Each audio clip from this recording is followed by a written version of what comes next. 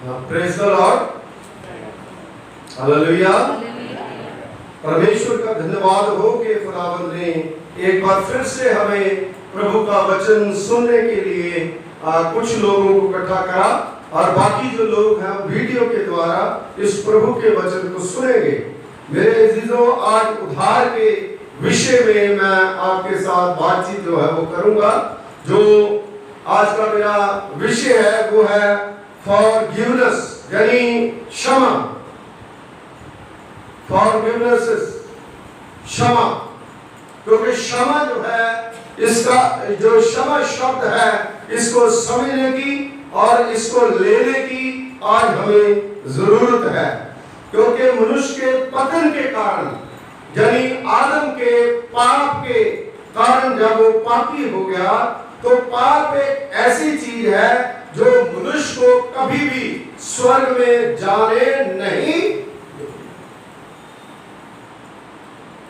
कभी भी जो पापी इंसान है वो स्वर्ग में नहीं जा सकता। वो स्वर्ग से उसको बाहर रखा जाता है, क्योंकि स्वर्ग एक पवित्र स्थान है और बुराई जो है वहां तक कभी भी पहुंच नहीं सकती। स्वर्ग में पहुंचने का मूल सिद्धांत वो है क्षमा, फॉरगिवनेस। मेरे अजीजों, जब तक हमारे पापों की क्षमा नहीं होती तब तक जो है हम स्वर्ग में नहीं जा सकते। यदि परमेश्वर हमारे पापों को क्षमा कर देता है तो फिर कोई भी दुनिया की ताकत जो है, दुनिया का कोई भी सिस्टम जो है वो हमें स्वर्ग में जाने से रोक नहीं सकता। क्योंकि स्वर्ग का मालिक जो है वो खुदावंद प्रभु यीशु मसीह है। इसलिए हम अगर प्रभु यीशु मसीह के नाम में आकर के अपने पापों की क्षमा मांगते हैं तो हम स्वर्ग में जाएंगे। एक पापी मनुष्य के लिए क्षमा उसके जीवन की सबसे महत्वपूर्ण बात है। उसके धन से, उसके स्मार्टपन से, उसके ऑर्डर से, उसकी पर्सनालिटी से सबसे बढ़कर के प्रभु से जो क्षमा मांगता है वो उसके जीवन की महत्वपूर्ण बात है, जो आज मैं और आप और सारी दुनिया के जो लोग हैं वो भूल चुके हैं। और कुछ लोग जो प्रभु के लोग हैं इसके ऊपर बिलीव करते हैं। मेरे अजीजों, पुराने नियम में क्षमा के लिए 3 शब्द जो है वो इस्तेमाल किए गए हैं, यानी प्रयोग किए गए हैं, जिसका अर्थ है ढांप देना।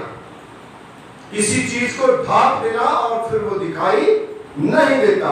दूसरे का अर्थ है उठा करके दूर फेंक देना। जैसे हम गीत गाते हैं, जितनी दूर, है ना, पूर्व से पश्चिम जितनी दूर उतने दूर किए हमारे खुदा। Hallelujah, praise the Lord. परमेश्वर जो है ये काम कर सकता है और दुनिया में कोई भी इस काम को कर नहीं सकता। और तीसरे का अर्थ है दूर भेज देना। दूर, आपके नजदीक नहीं आ सकता।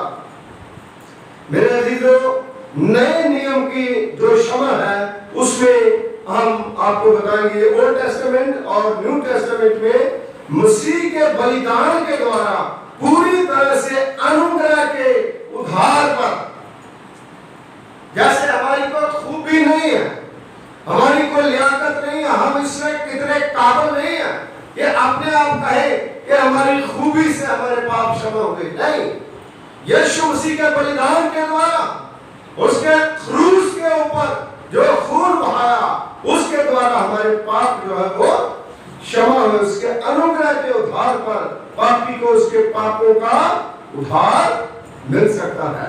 क्योंकि पापी ने परमेश्वर के प्रति गुनाह करा, आदम ने खुदा का गुनाह करा, खुदा ने जो मना करा वही करा।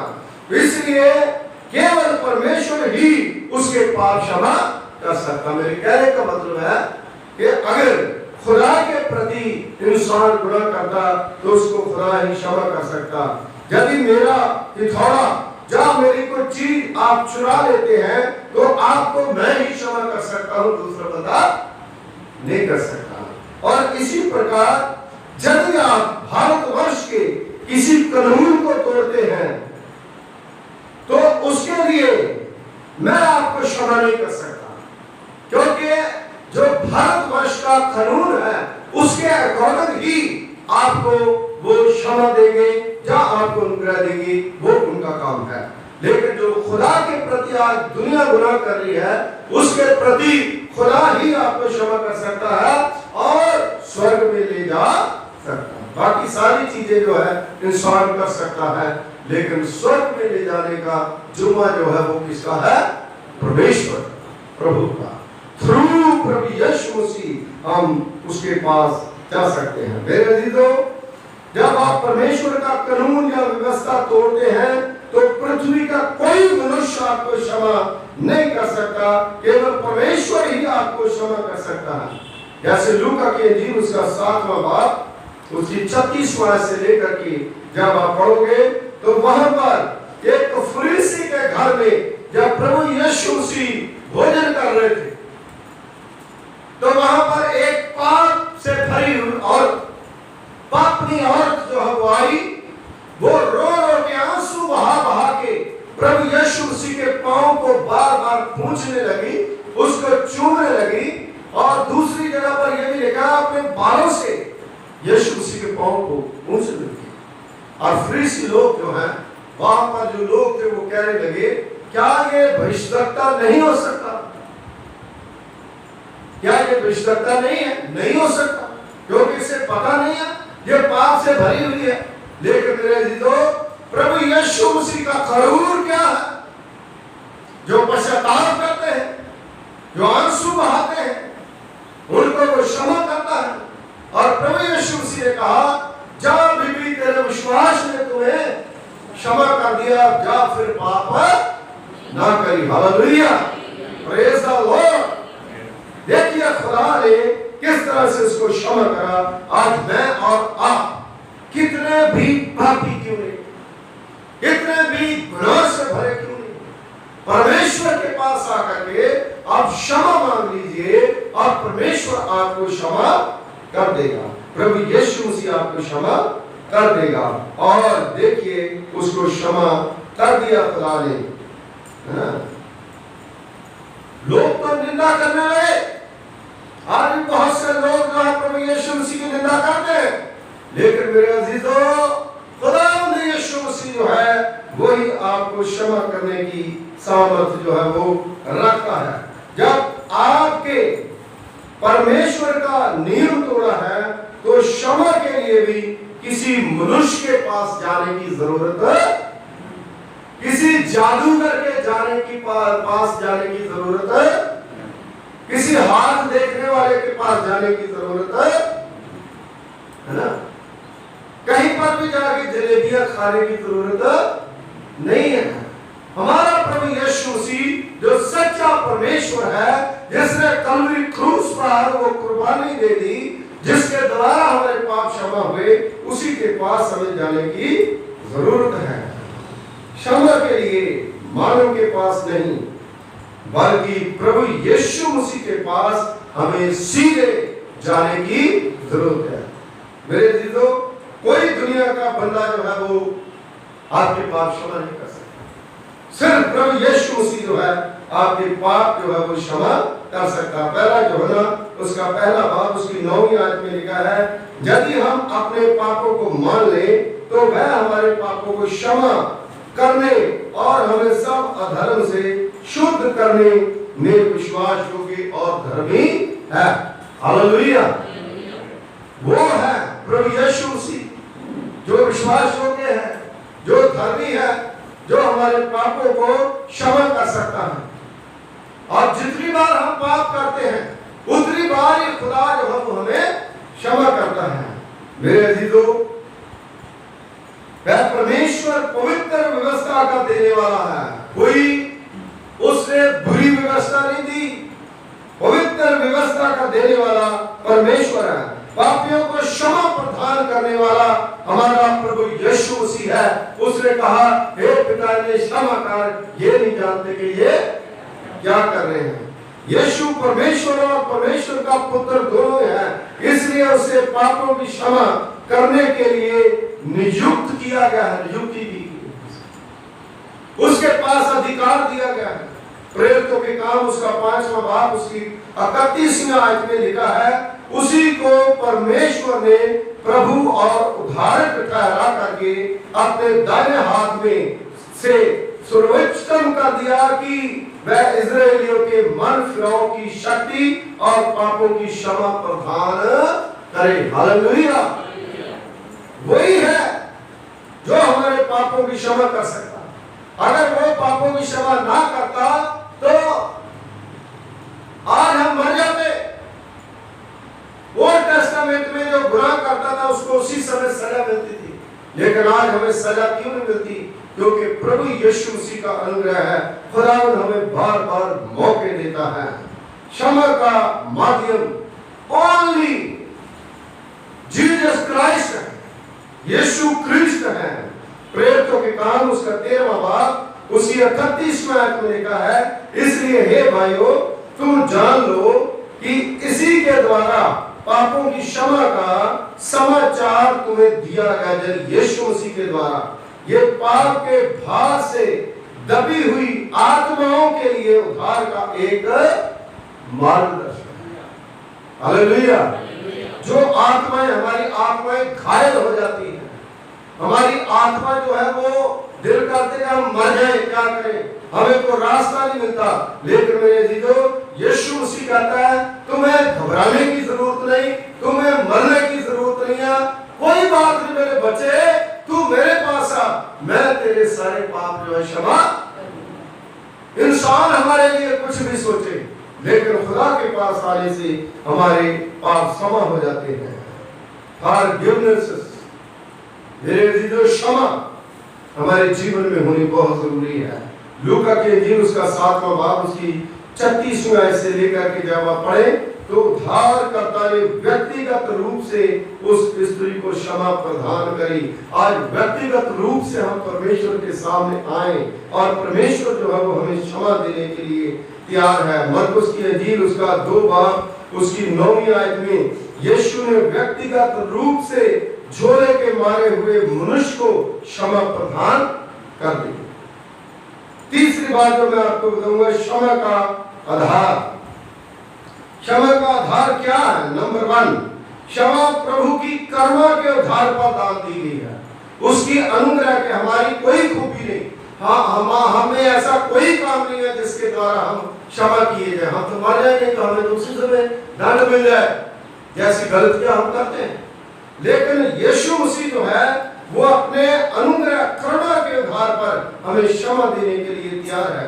भजन संहिता उसका 78 अगर हम पढ़ें तो लिखा, परंतु वह जो दयालु है वह अधर्म को ढांपता और नाश नहीं करता। हम कोई भी पाप करते हैं तो खुदा हमारे पाप को ढांप देता है, हमें क्षमा कर देता है, हमें माफ कर देता है। हम उसके पास आते हैं, जैसे बच्चे गलतियां करते हैं तो माँ बाप कितनी बार उन्हें क्षमा कर देता है। तो वो हमारा स्वर्गीय पिता जब उसके पास आते हैं तो वो भी हमें क्षमा करता है। इसका मतलब ये नहीं है कि हम बार बार पाप ही करते हैं। हमें अपने आप को आगे बढ़ाना है प्रभु में, हमें अपने आप को परमेश्वर के सामने लाना है।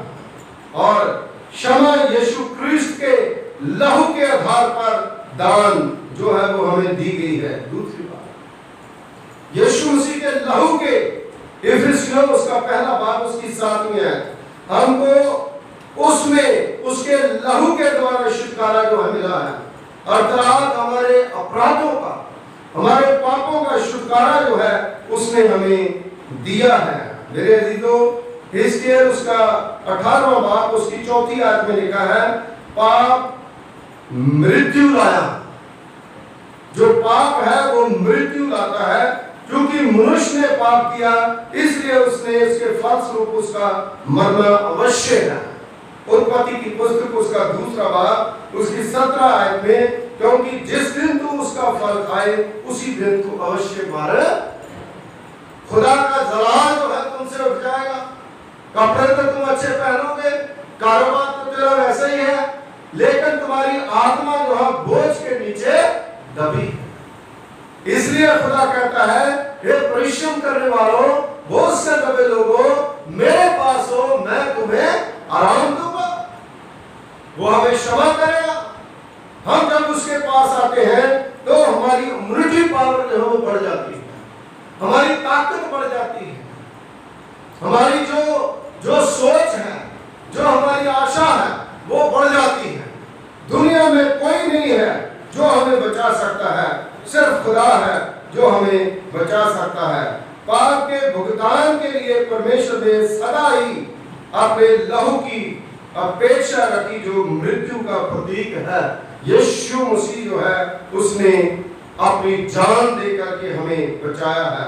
आदम और हवा की नग्नता जो नंगे हो गए थे, उसको ढांपने के लिए चमड़े के वस्त्र बना करके खून बहाया तो उनको ढांप दिया। मेरे जीजो, आज भी वो हमें ढांपता है। ओल्ड टेस्टामेंट में बताया ढांप देना, न्यू टेस्टामेंट में यीशु मसीह के बलिदान के द्वारा, अनुग्रह के द्वारा हमें क्षमा मिलती है। क्षमा की संपूर्णता, सभी पाप जब हम खुदा से क्षमा पाते हैं। यीशु मसीह पाप क्षमा कैसे करता है? जो वह पूर्ण रूप से क्षमा कर देता है। इंसान तो एक पाप क्षमा कर देगा, लेकिन खुदा जो हमारे सारे पाप क्षमा करता है, उसका तिहाई या आधा भाग नहीं, जैसे 499 नहीं, 500 भाग नहीं, परंतु संपूर्ण भाग जो हमारा पाप का वो क्षमा कर देता है। वो पापनी जो औरत थी, जो यीशु मसीह के पास आई, जिसने अपने आंसुओं से यीशु मसीह का जो पांव थे उसको धोया, अपने बालों से पूछा, वो रोई, उसके सारे के सारे पाप जो है यीशु मसीह ने क्षमा कर दिए। लूका की इंजील उसके 7वें बाब में आप पढ़ सकते हैं। इसलिए मुझसे वो कहता है, आपसे वो कहता है कि तुम मेरे पास आओगे, मैं तुम्हारे सारे पापों को क्षमा कर दूंगा। भजन संहिता उसका 32वां भजन हमने पढ़ा, पहली और दूसरी आयत जो है वो भी हमने पढ़ी कि परमेश्वर अपराध, पाप और धर्म सभी को पूर्णतः क्षमा करता है, पूरी तरह से वो क्षमा करता है। इसलिए दाऊद भी गाता है, वो धन्य जिसके बख्शे गए सब गुनाह, फिर ढांपे गए सारे अवगुण सब। दाऊद ने भी बहुत से गुनाह करे थे, पाप करे, उसकी जिंदगी में, जीवन में गुनाह आ गया था, लेकिन खुदा ने उसके सारे पाप क्षमा करे, उसने खुदा से माफी मांग ली। आज भी हमें जरूरत है कि हम खुदा से माफी मांगे। प्रकाश वाक्य उसका 21वां अध्याय उसकी 26 और 27वें आयत में लिखा है, और उसमें कोई अपवित्र वस्तु या घृणित काम करने वाला या झूठ गढ़ने वाला किसी रीति से प्रवेश ना करेगा। कहां पर? स्वर्ग में। झूठे लोग जो है वो स्वर्ग में नहीं जाएंगे। एक ही पाप आपको और स्वर्ग में हमेशा के लिए दूर कर सकता है स्वर्ग से। एक आपका गुनाह, एक आपकी बलि। एक ही पाप सभी मनुष्यों पर मृत्यु ला सकता है। एक ही इंसान ने पाप करा और पूरी दुनिया में मृत्यु जो है वो फैल गई। एक आदमी की गलती के कारण पूरा परिवार जो है जेल में चला जाता है। इसलिए मेरे अजीजों, हमें जरूरत है कि हम इस चीज को समझें कि अपने पापों की क्षमा जो खुदा से पाए। क्षमा का जो अधिकार है वो किसके पास है? किसके पास है? यीशु मसीह के पास। 12 साल की बीमार औरत प्रभु यीशु मसीह के पास आई, है ना? उसको कहा जा, आगे से गुनाह ना करी। हालेलुया। आज हम प्रभु के पास आए, फिजिकल रूप में तो प्रभु यीशु मसीह हमारे बीच में नहीं, लेकिन पुत्र आत्मा के रूह के द्वारा वो हमारे बीच में है ना? इनविजिबल, जो हमें दिखाई नहीं देता, वो हमारे बीच में है, हमारी आवाज को सुनता है। इसलिए हम खुदा को बताएं। इफिसियों उसका पहला बाब उसकी 7वें आयत में लिखा है, हमको उसने अपने लहू के द्वारा छुटकारा अर्थात पापों की क्षमा उसके अनुग्रह के धन के अनुसार मिली है। हालेलुया।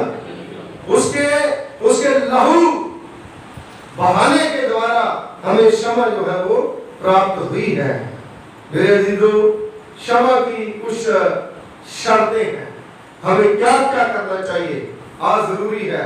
सबसे पहली बात है पश्चाताप, जो बिल्कुल इंसान के जीवन में नहीं है। तभी तो मर रहा, तभी तो कोरोना वायरस में फैल रहा, तभी तो हमारी जिंदगी जो है तबाह हो रही है, क्योंकि पश्चातापी हृदय हमारे है ही नहीं।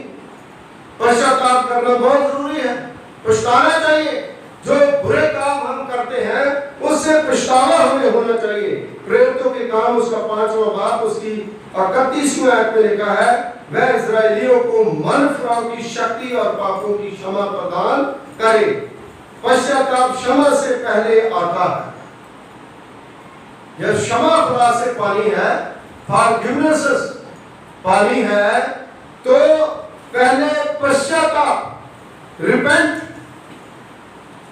पहले पश्चाताप करना बहुत जरूरी है, उसके बाद क्षमा आती है। और वो हम करते नहीं, पहला डंडा करते हैं, दूसरे के ऊपर चढ़ाई कर जाते हैं, फिर नीचे गिरते हैं। ये आज दुनिया का हाल हो गया, क्योंकि कलाम को समझने की जरूरत है। वचन को जब हम पूरी तरह से समझते नहीं, ज्ञान नहीं हमें, तो हम बर्बाद हो रहे हैं। इसलिए मेरे अजीजों, आज समझने की जरूरत है। प्रेरितों के काम उसका 2 बाब उसकी 38वीं आयत में लिखा है, पतरस ने उनसे कहा, मन फिराओ और तुम में से हर एक अपने अपने पापों की क्षमा के लिए यीशु मसीह के नाम में बपतिस्मा ले लो। हालेलुया। ना हम पश्चाताप करते हैं, ना हम क्षमा प्राप्त करते हैं, ना हम तौबा करते हैं, तो बपतिस्मा ले लेते हैं, जबकि बपतिस्मा के मतलब का भी हमें पता नहीं होता। तो इसलिए हमें सही शिक्षा जो है उसको लेना बहुत ही जरूरी है, और अपने आप को परमेश्वर के सामने रखना बहुत जरूरी है।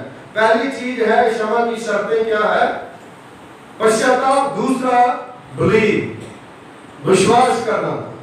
लूका की इंजील उसका 7वां बाब उसकी 50वीं आयत में, तेरे विश्वास ने तुझे बचा लिया। पश्चाताप विश्वास और क्षमा की ओर हमें आकर्षित करता है। खुदावंद के कलाम में आप पढ़ करके देखना, उस औरत ने, उसके विश्वास ने उसे बचा लिया, उसे क्षमा दिलाई। तीसरी चीज है अंगीकार, जो हम करते नहीं। पहला यूहन्ना उसका पहला बाब उसकी 9वीं आयत में, यदि हम अपने पापों को मान लें तो वह हमारे पापों को क्षमा करके और हमें सब अधर्म से शुद्ध करके विश्वास योग्यता और धर्मी ठहराएगा। हम अपने पापों का अंगीकार करें, हम कहें कि हम पापी हैं, और उसके बाद खुदा हमें क्षमा करेगा। और चौथी बात है दूसरों को क्षमा करना, एक दूसरे को क्षमा करना, हमें एक दूसरे को क्षमा करना चाहिए। लेकिन मेरे अजीजों, मत्ती की इंजील उसका 6 बाब उसकी 15वीं आयत में लिखा, और यदि तुम मनुष्यों के अपराध क्षमा ना करोगे तो तुम्हारा पिता भी तुम्हारे अपराध क्षमा ना करेगा। हालेलुया। आज एक दूसरे को लड़ाई झगड़ा हो जाता है, फिर क्षमा नहीं होती। अगर क्षमा नहीं है तब प्रभु यीशु मसीह के चेले नहीं, हम यीशु मसीह को मानते नहीं, क्योंकि यीशु मसीह ने तो मौत के कगार पर भी जाकर के लोगों को क्षमा प्रदान जो है वो की। लूका के इंजील उसका 6 बाब उसकी 37वीं आयत में भी आप देख सकते हो। इफिसियों उसका 4 बाब उसकी 32वीं आयत में जो दिए गए उपदेश है उसको भी याद रखें। एक दूसरे पर कृपालु और करुणामयी हो, और जैसे परमेश्वर ने मसीह में तुम्हारे अपराध क्षमा किए, वैसे तुम भी एक दूसरे को उनके अपराध जो है वो क्षमा करो। हालेलुया। प्रत्येक मसीह के लिए बड़ा सरल तरीका है कि हम यीशु मसीह का जो बिहेव है लोगों के साथ, उसको हम देखें और उसके अकॉर्डिंग अपना जीवन जो है चलाने की कोशिश करें। और 5वीं और छठी बात ये है क्षमा की बारंबारता। हम कितनी बार किसी को क्षमा करते रहे, बार बार करते रहे, यह अनुग्रह बहुत है, ये भी गलत बात है। भाई हमें कहीं तो कहीं स्टॉप करना चाहिए, कहीं ना कहीं तो हमें रुकना चाहिए। क्या हम पाप करने के लिए हर समय भागते रहे? भाई हमारी जिंदगी में कहीं ना कहीं तो लगाम जो है वो खुदा डालता है। जैसे वाका है उन्होंने साथ ना वो रहते काबू विच उन्होंने जो घोड़ा है उसको लगाम से रोकते हैं। तो खुदा जो है वो हमें लगाम डालता है। मेरे अजीजों, आज पूरी दुनिया में लगाम डाल रखी है खुदा ने, लेकिन फिर भी लोग जो अपने पापों से क्षमा नहीं। ये कहर क्यों बरस रहा है? भाई एक पापी के कारण, आदम के कारण दुनिया में मौत फैल गई, तो आज कितने आदम हैं जो पाप कर रहे हैं? क्यों नहीं फैलेगी? ये तो यीशु मसीह ने सलीब दी है, सलीब के ऊपर जान दी है, इसलिए लोग बच रहे हैं। नहीं तो अगर प्रभु यीशु मसीह बलिदान नहीं देते तो सब लोग बर्बाद हो जाते। खुदा जो है वो हमें बचाना चाहता है। मेरे अजीजों, जितनी बार हम पाप करते हैं उतनी बार खुदा हमें बार बार क्षमा करता है, क्योंकि वचन में लिखा है 7 नहीं बल्कि 70 बार तुम्हें क्षमा कर देना चाहिए। देखो फिर भी खुदा ने हमारे लिए कितनी बड़ी मजबूती जो है वो, कितना प्रेम करता है परमेश्वर। अपनी सकल सूरत पर बनाया है उसने, उसकी शक्ल को हम बदनाम कर रहे हैं। तो खुदा कहता है जितनी बार तुम पाप करोगे उतनी बार तुम्हें क्षमा करूंगा, लेकिन हमें स्टॉप करना चाहिए। हमें अगर ऐसे ही करते रहे तो एक दिन हम नरक में चले जाएंगे। मेरे अजीजों, हमें अपने पापों से पश्चाताप में पाप को भूल जाना, ये भी गलत बात है ना? कई लोग पश्चाताप तो करते हैं लेकिन पाप साथ साथ करते रहते हैं, दिखावा जो है करते हैं, कहते हैं हमने ये कर लिया, हमने वो कर लिया। अरे भाई क्या कर लिया? पाप तो तुमने छोड़ा ही नहीं, पाप तो तुमने छोड़ा नहीं। तुमने पाप नहीं छोड़ा तो पश्चाताप तेरे मुंह से बोलने से क्या है भाई? दिल से तो तुमने माना नहीं। कि आज जरूरी है कि हमें दिल से पश्चाताप करने की जरूरत है। परमेश्वर की शक्ति के द्वारा उसको फिर ना दोहराने की प्रतिज्ञा भी तो करनी चाहिए। हम पश्चाताप करते हैं तो यह भी प्रतिज्ञा करनी चाहिए कि हे प्रभु, दोबारा मैं ये काम नहीं करूंगा। अगर हम दोबारा करते हैं तो इसका मतलब खुदा को धोखा देते हैं। मेरे अजीजों, खुदा को क्या धोखा देना? हम अपने आप को धोखा देते हैं, खुदा को कोई धोखा नहीं दे सकता। जब क्या हम पाप करते रहे? नहीं, हमें पाप नहीं करना चाहिए। ये अनुग्रह बहुत है, क्योंकि परमेश्वर तो हमें बड़ी सरलता से क्षमा कर देता है, और हम लोग जो है उसकी बात फिर नहीं मानते। ये हमारे अंदर ये कमी है मेरे अजीजों। इसीलिए हम फंसे हुए हैं, इसीलिए हमारे काम बंद हुए हैं, इसीलिए हमारे बरकतें जो है रुकी हुई है, इसीलिए हमारे जो है बच्चे जो है पढ़ाई से आज बैठे हुए हैं, इसीलिए हमारे जीवन में जो तबाही जो है वो आ रही है। मेरे अजीजों, हमें एक दूसरे के प्रति जो है नम्रता का विहार करें, अपने पापों से क्षमा करें, 7 बार नहीं 70 बार उसको माफ करें, पूरी कोशिश करें, मरने तक उसकी कोशिश करके इसको बचाने की कोशिश करें एक रूह को। मेरे अजीजों, प्रेरितों के काम उसका 6 बात उसकी दूसरी आयत में दिया गया है, परमेश्वर ना करे ऐसा हो, क्योंकि ऐसा विचार प्रभु की दृष्टि में एक अभिशाप है। ऐसा ना खुदा करे हमारे अंदर, हम ऐसा ना करें कि हम पाप करते रहें। ये भी एक श्राप है हमारी जिंदगी में, जो हमने गांठ बांध रखी है, हम पाप करेंगे, इसको हम खोल दें, इसको छोड़ दें। खुदा हमें छुटकारा दे रहा है। इसलिए मेरे अजीजों, सारांश में मैं बताऊंगा, लास्ट में 3 संदेश जो परमेश्वर द्वारा व्यक्तिगत रूप में लिखे गए हैं, 10 आज्ञाएं, उसको कभी हमने पढ़ा जब बचपन में रट्टा लगा लिया था, उसके बाद हमने उसको छोड़ दिया। मेरे अजीजों, प्रेरितों के काम उसका 20वां अध्याय, उसको जाकर के पढ़े कि ये व्यवस्था मनुष्य के आचरण, जो आपका आचरण है, चरित्र है, जो आपका बिहेव है, उसके लिए है। आप उसको देखिए कि किस तरह से आप लोग जो है चोरी कर रहे हैं। अपनी पत्नी से चोरी, पत्नी अपने पति से चोरी, अपने घर वालों से चोरी, है ना?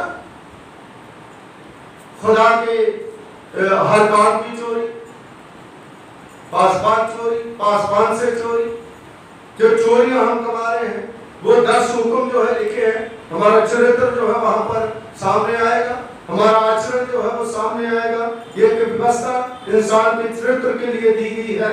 और दूसरी चीज दानियल उसका 5वां बाब उसकी 26 और 27वें आयत में, तुम मानो तराजू में तोला गया और हल्का पाया गया। हम दोषी हैं, है ना, हम बड़े बड़े धर्मी बनते हैं, लेकिन जब हमारा तौल तोला जाता है तो हमारा पल्ला जो है वो बिल्कुल नीचे चला जाता है ना। हम पूरे निकले, हम अपने आप में खुदा में पूरे हों। रोमियो उसका 3रा बाब उसकी 23वीं आयत का पढ़ सकते हैं। और लास्ट में जो तीसरी बात है, यूहन्ना की इंजील उसका 8वां बाब उसकी पहली आयत उसकी 11वीं आयत में, यीशु ने धूल पर अपनी उंगली से लिखा। उसने कहा, लिखा था, हम नहीं जानते, परंतु तेरा विचार क्या है। उसने ये शब्द लिखा था, क्षमा किया जाए। हालेलुया, हालेलुया, क्षमा किया जाए। जब पापनी और जिसको लोग पत्थर मार रहे थे, हम ये भी नहीं कहते आप इसको दोषी ठहराओ, उसको प्यार से समझाओ। वो यीशु मसीह के पास इंसान आए, उसको कोई पत्थर ना मारे। खुदा कहता है किसी को कुछ मत कहो, उसको प्रभु के पास लाओ। जब प्रभु के पास लाए तो उंगली से लेकर के कहा, जिसने पाप नहीं करा वही इसको पत्थर। तो किसी ने भी उसको पत्थर, तुम्हें किसी ने दंड दिया? नहीं दिया जी। कहता जा, मैं भी तुम्हें माफ करता हूं, जाओ आगे से पाप ना करी। हालेलुया। आज ही आइए, आज ही मौका है अपने समस्त पापों को क्षमा प्राप्त के लिए फिर खुदावंद यीशु मसीह के पास आइए और मानिए कि हम फिर पाप नहीं करेंगे। इसलिए मेरे अजीजों, आज का मेरा विषय था क्षमा, फॉरगिवनेस। क्षमा, बिना क्षमा के हम स्वर्ग में नहीं जा सकते। बिना क्षमा के हम दुनिया में भी जी नहीं सकते। बिना क्षमा के हम कुछ भी कारण नहीं सकते। हम प्रभु यीशु मसीह के विश्वासी बन नहीं सकते। आज जरूरी है कि हम एक दूसरे को क्षमा करें और अपने जीवन को खुदा को सौंपे, अपने आप को, अपने कारोबार को, अपने बच्चों को, अपने जीवन को। जब तक आप खुदा के अंदर पूरी तरह से अपने आप को समर्पित नहीं कर देते, तब तक जो है वो आपका जीवन जो है सुखाला नहीं हो सकता। ऐसी मौत की वादियों में भी जब हम जूझ रहे हैं, उस समय हमें क्षमा मांगने की जरूरत है। दुआ करें। खुदावंद हमारे सर्वशक्तिमान पिता परमेश्वर, तो आसमान और जमीन के खालिक मालिक, तेरा धन्यवाद करते हैं, तेरा शुक्रिया अदा करते हैं खुदावंद आए हुए अजीजों के लिए जो वीडियो के द्वारा प्रभु पिता परमेश्वर जी आपके वचन को सुनते हैं, उनके लिए और अपने तमाम कलीसिया के एक मेंबर के लिए, बच्चों के लिए, बुजुर्गों के लिए जिन्होंने वचन सुना है, वीडियो के द्वारा सुनेंगे, उन पर अपनी दया, अपनी कृपा करें। हमारा वचन खुदावंद जो तूने हमें दिया है प्रभु पिता परमेश्वर जी 100 गुना फले। क्षमा हमारे जीवन का खुदावंद एक मेन खुदावंद प्रभु पिता परमेश्वर जी महत्वपूर्ण प्रभु पिता परमेश्वर जी हमारे जीवन से संबंधित है। हम उसको खुदावंद फॉलो करें और प्रभु आपकी जो कलवरी क्रूस पर आपने क्षमा हमें प्रदान की है, उसको हम खुदावंद देखते रहें और अपने जीवन में पश्चाताप करें और दृढ़ इरादा करें कि हम आगे को यीशु मसीह के नाम में प्रभु जी आगे बढ़ें। पिता परमेश्वर जी, हम अपने बिशप साहब के लिए, मैडम के लिए, कॉन्फ्रेंस ऑफिसर्स के लिए, तमाम लोगों के लिए दुआ करते हैं। सब पर अपनी कृपा, अपना फजल करें और अपने लिए, अपनी फैमिली के लिए दुआ करते हैं। प्रभु हमारे अंग संग साथ रहे और खास दुआ करते हैं खुदावंद वीरेंद्र कुमार की सास के लिए, मदरला के लिए जो हॉस्पिटल में है, जो वेंटिलेटर पे है। खुदावंद हम चाहते हैं प्रभु आप उन्हें पूरी तरह से सुरक्षित करें और बॉस डेविड के लिए दुआ करते हैं, बड़े एक्सीडेंट से तूने बचाया प्रभु पिता परमेश्वर जी, तेरा धन्यवाद करते हैं। दुआ करते हैं खुदावंद अपनी कलीसिया के एक एक मेंबर को खुदावंद अपने पाक हाथों में लें। जो प्रभु पिता परमेश्वर ईश्वर राजा अपने मंथली क्लासेस देते हैं, अपने दान देते हैं, खुदावंद उन पर भी अपनी दया, अपनी कृपा करें। यीशु के नाम से मांगते हैं, आमीन, आमीन। अब हमारे खुदावंद यीशु मसीह जी का फजल, पिता पुत्र का प्यार, पुत्र आत्मा की से भाग्यता अब से लेकर के हमेशा तक हमारे सबके साथ होती रहे। आमीन। God bless you. खुदा आपको आशीष